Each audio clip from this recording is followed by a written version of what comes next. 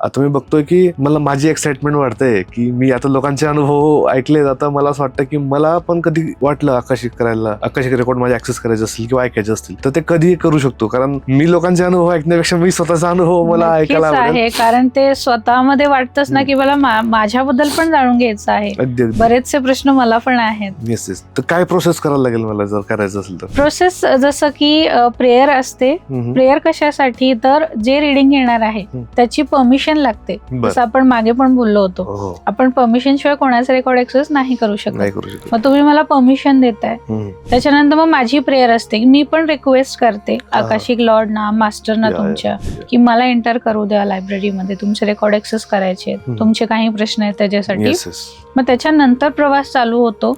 आणि मग लायब्ररीमध्ये पोहोचल्यानंतर मग तुमचे आकाशिक मास्टर जे कोणी असतील ते भेटल्यानंतर मग त्यांना पुन्हा एकदा सांगितलं जातं सगळं काही. आणि मग ऍक्च्युअल मध्ये तिथून तुमचा प्रवास जो चालू होतो तिथून तुम्ही प्रश्न विचारू शकता.